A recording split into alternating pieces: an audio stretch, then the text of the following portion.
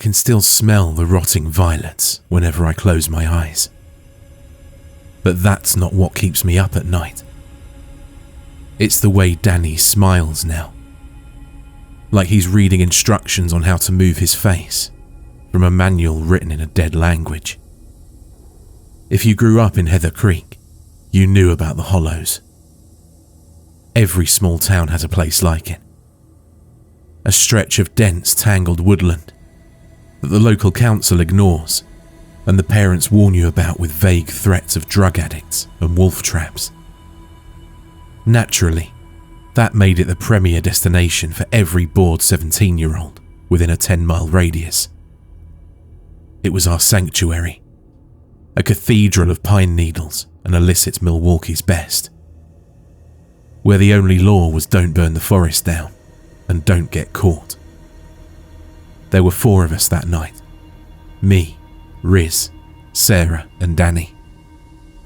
We were the kind of friends welded together by proximity and the shared desperation of waiting for graduation. Riz was the loud one, the kind of guy who threw punches at stop signs.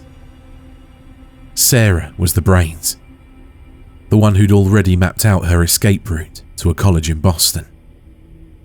I was the narrator of our little movie, the watcher. And Danny was the heart. He was soft in a way the world usually punishes, with a laugh that sounded like a hiccup and a goofy optimism that was impossible to hate. It was late October, the kind of night where the air bites your cheeks and the moon looks like a thumbnail pressed against dark glass.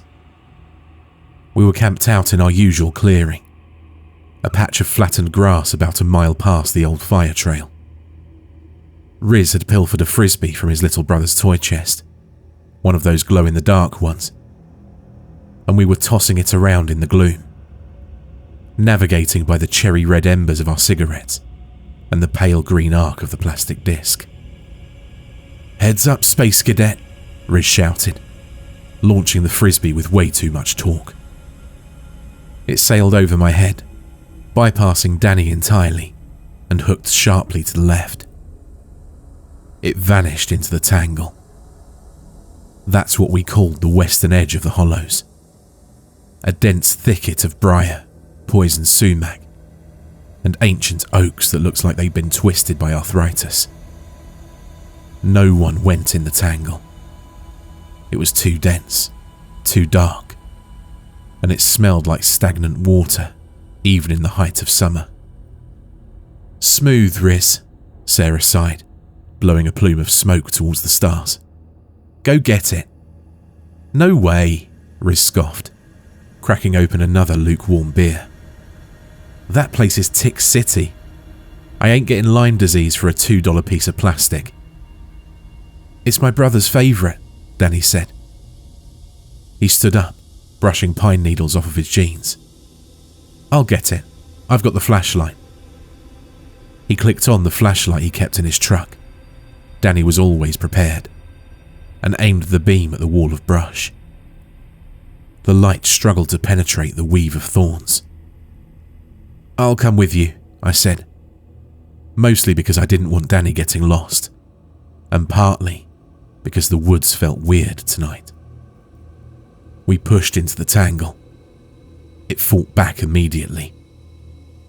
Thorns snagged my denim jacket, and low-hanging branches whipped at our faces. The ground was spongy here, the decay of a century of fallen leaves turning into a black peat that tried to suck the boots off our feet. "Do you see it?" I asked, shielding my eyes from a rogue branch. "I think I saw it go..." "Whoa." Danny stopped dead. The beam of his flashlight had cut through a gap in the undergrowth and hit something that didn't belong. It wasn't the frisbee. About 20 yards in, the briars gave way to a small, perfectly circular clearing. In the centre stood a tree. But calling it a tree feels like an insult to the thing. It was massive, easily 15 feet across at the base, its bark black and slick as obsidian. It stretched up into the canopy, disappearing into the dark, choking out the moonlight. But it wasn't the size that scared me.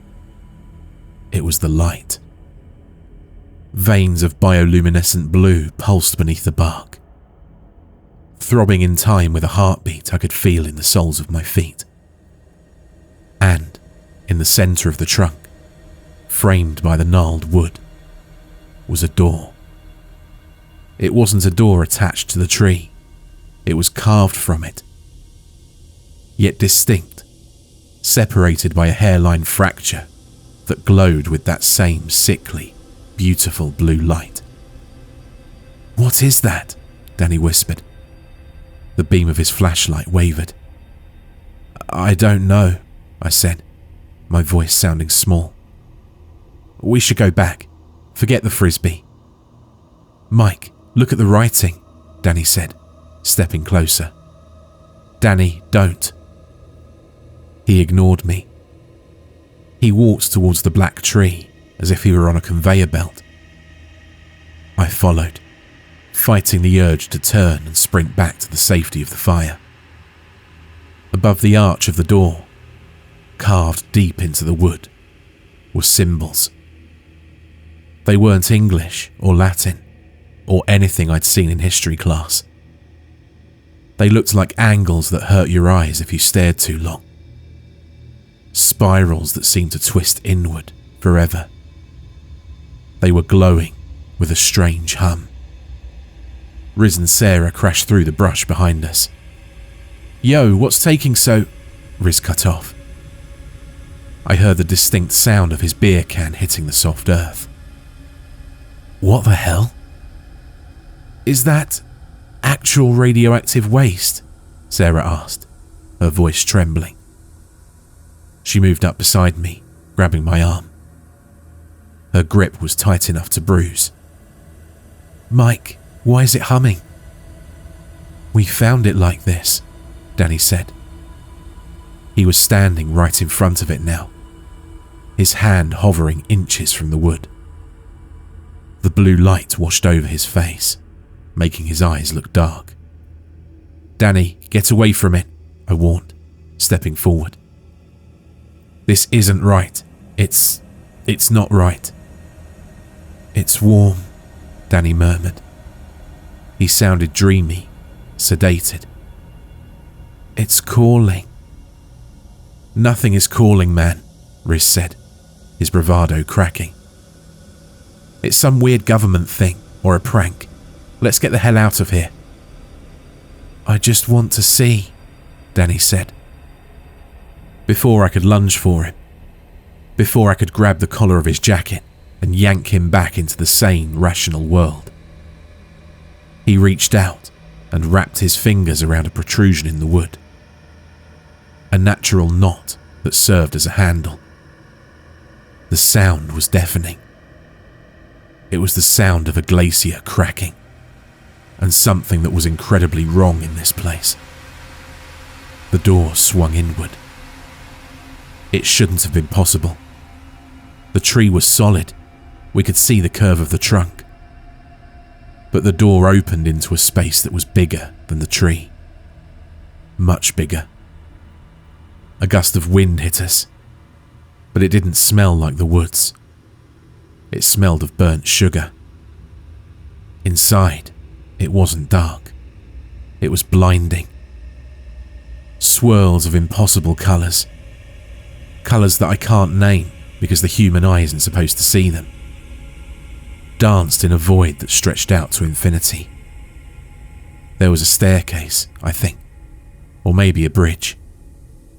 It was made of light and bone, spiralling down into a purple abyss that seemed to be looking back at us. "Oh, wow," Danny breathed. "Danny, no!" I screamed. He didn't walk in. He was pulled. It looked like gravity had shifted and rotated 90 degrees. He fell forward, his feet leaving the ground, sucked into the aperture by a vacuum we couldn't feel. Sarah shrieked his name. I lunged then, my hand brushing the heel of his sneaker. I felt the rubber, cold and damp, and then he was gone. He tumbled into that kaleidoscope nightmare. I saw him turn in midair, his face twisted in sudden, absolute clarity. The dreamy look was gone. In its place was instinctual terror. He opened his mouth to scream, but the sound that came out was stripped away by the wind. Then, with a sound like a thunderclap, the door slammed shut. The seam vanished. The blue light died instantly. We were left in the sudden, crushing darkness, the only light coming from Danny's flashlight, which lay on the ground where he dropped it, the beam illuminating nothing but black bark. Riz roared into the air, throwing himself at the tree. He pounded his fists against the rough wood. "Danny, open up! Quit screwing around!" I was next to him in a second, clawing at the wood. My fingernails tore against the bark. "Danny, can you hear us?" Nothing. It was just a tree. A massive, ancient, normal tree. "He's in there," Sarah was sobbing, shining the light frantically over the trunk, looking for the handle, the seam, anything. "He's in there, Mike. We saw him go in." "Help me," I yelled at Riz. "Find the latch." We spent 10 minutes tearing our hands to shreds against that tree. We kicked it. We threw rocks at it. We screamed until our throats were raw. But it was solid wood. Dense, immovable, and silent. "We need help," Sarah choked out, wiping snot and tears from her face. "We need the police. We need chainsaws." "They won't believe us," Riz said, his eyes wide and manic. "They're going to think we killed him." "I don't care what they think." I grabbed Riz by the shirt. "Danny is inside that thing. We go to the cops, now." The run back to the truck was a blur. I don't remember starting the engine. I don't remember the drive into town. I just remember the speedometer trembling past 80 and Sarah's quiet sobbing in the back seat. We burst into the Heather Creek Sheriff's Station at 2:15 a.m. Sheriff Miller was behind the desk, reading a fishing magazine. He looked up, annoyed, as 3 hysterical teenagers smelling of cheap beer and pine sap stumbled in. "Whoa, whoa," Miller stood up, holding up a hand. "Slow down. What's the fire?" "Danny," I gasped, leaning over the counter. "Danny's gone. The tree. He went inside the tree. You have to come. Bring axes, bring everything." Miller's eyes narrowed. He leaned in, sniffing the air. "You kids been drinking." "That doesn't matter," Riz shouted, slamming his hand on the desk. "Danny's gone. The door took him." "The door," Miller repeated, his voice flat. "Inside a tree." "Yes," Sarah cried. "In the tangle. It was glowing blue and it opened, and he fell in and then it shut and then it won't open again." Miller sighed. The long, weary sigh of a man who's dealt with too many high school pranks. "All right. Glowing trees, doors to Narnia, and you 3 reek of PBR." "Sheriff, please," I begged, my voice cracking. "I know how it sounds, but you have to help us. He's trapped." "I'm sure he is," Miller said, coming around the desk.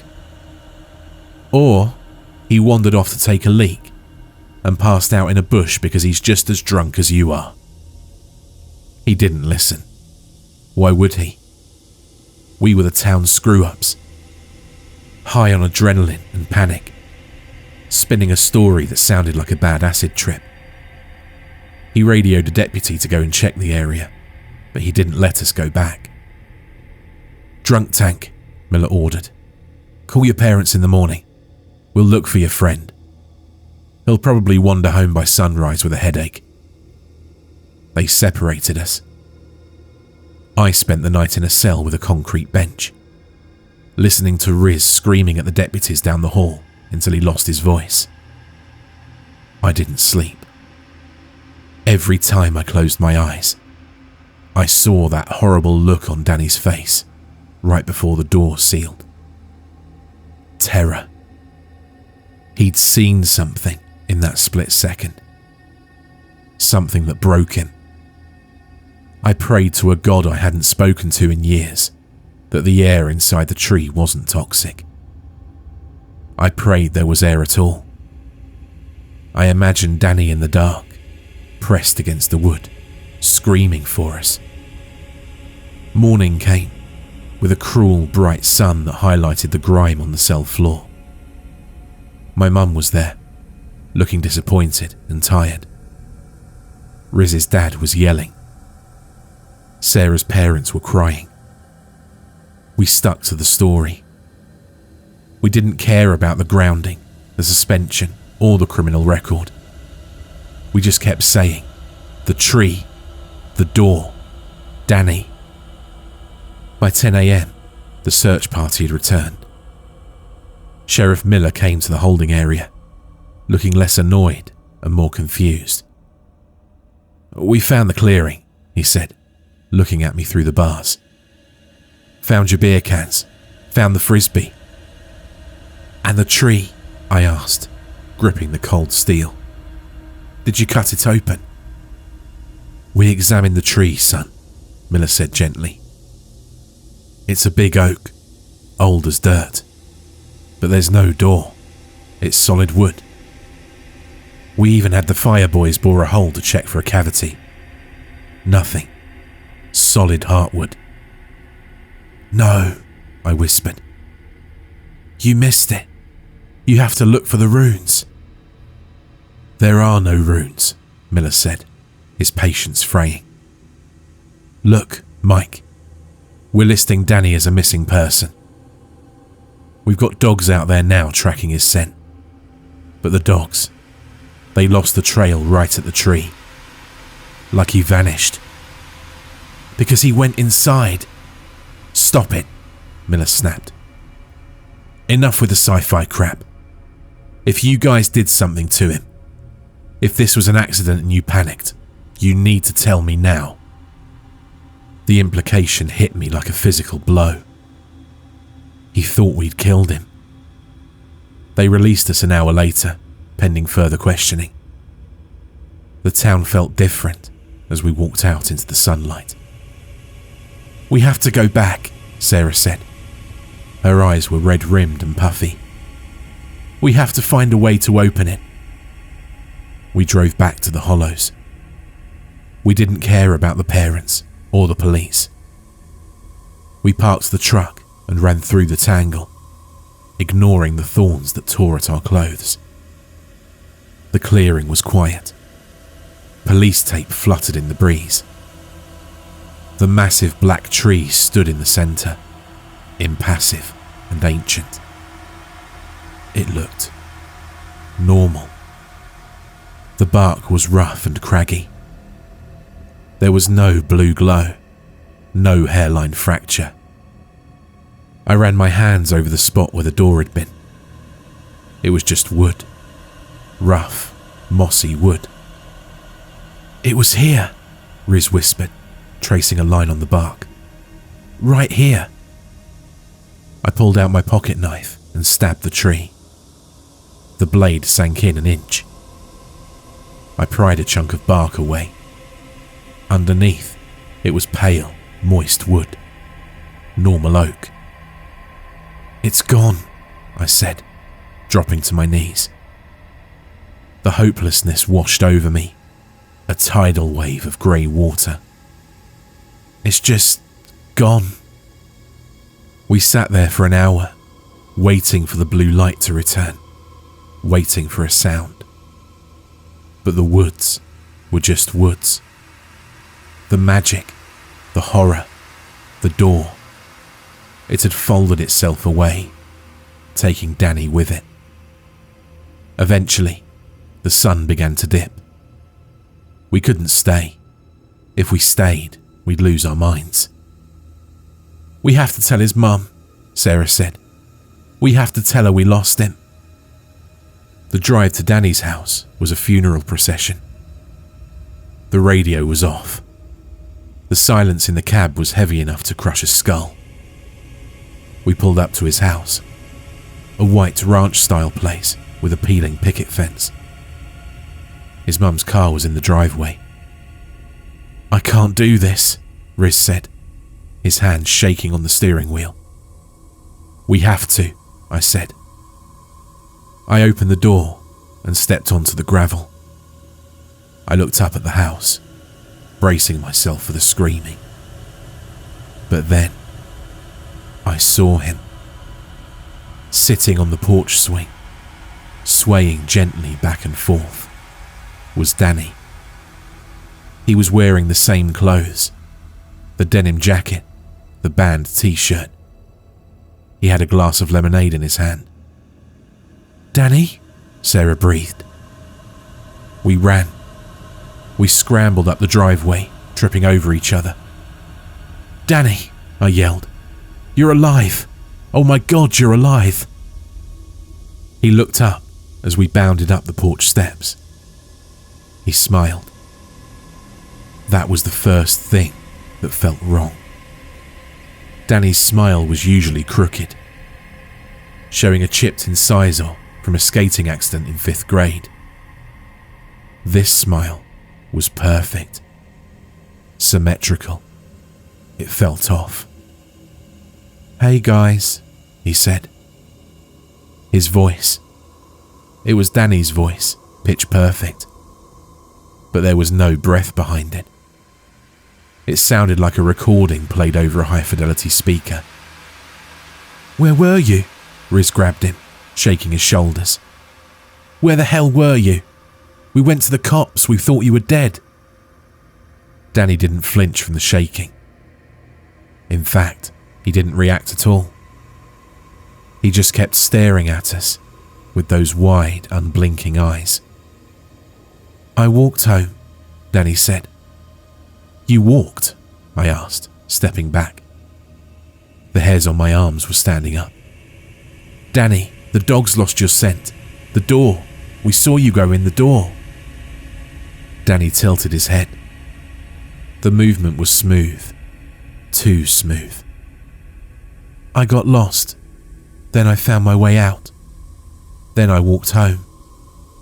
Mum was mad, but I told her I fell asleep." "The door," Sarah pressed, trembling. "The blue light, the spiral stairs. Danny, what happened in there?" Danny looked at Sarah. For a second, just a fraction of a second, the brown of his irises seemed to swirl, bleeding into a deep, bioluminescent blue. "There was no door," Danny said cheerfully. "I just got lost." "Stop it," I whispered. "Don't lie to us." Danny stood up. He moved fluidly, too gracefully for a clumsy kid who tripped over his own feet. He placed a hand on my shoulder. His skin was warm, too warm. Feverishly hot, you might say. "I'm fine, Mike," he said. "I'm just tired. I'm going to go inside and sleep." He turned and walked towards the front door. He didn't reach for the knob. He just stood there for a second, as if waiting for something, then realized his mistake and grabbed the handle. "Danny," I called out. He paused, looking back over his shoulder. "What's the capital of North Dakota?" I asked. It was a running joke. Danny failed geography twice. He thought the capital of North Dakota was South Dakota. Now he just pretended he still didn't know. It was one of our little quirks. Danny looked at me. His expression didn't change. The smile didn't waver. Bismarck, he said. Founded in 1872. He stepped inside and closed the door. That was 2 weeks ago. The town moved on. The police dropped the investigation. Danny's back in school. He sits at our table at lunch. He answers questions in class, all of them correctly. He doesn't eat much though. I watched him holding a sandwich yesterday, squeezing it until the bread turned to dough, staring at it like he was trying to figure out the chemical composition of the mayonnaise. Riz and Sarah are so relieved he's back that they're ignoring the signs. They ignore how the stray dogs whimper when he walks by. They ignore that he hasn't blinked in 3 minutes. They ignore the fact that he doesn't cast a shadow when the light hits him from certain angles. But I see it. I see the way he stands perfectly still in the hallway, like a statue, until someone acknowledges him. I see the way he watches the other students, mimicking their gestures, learning how to be human. Yesterday, I went to his house to return a video game. His mum let me in. She looks tired. He's in the basement, she said, her voice trembling. He spends a lot of time in the dark now, says the light hurts his eyes. I went down the stairs. The basement was pitch black. Danny? I called out. Hey Mike, his voice came from the corner. I didn't turn on the light. I didn't want to see him. Are we cool? I asked into the darkness. We're great, Mike, Danny said.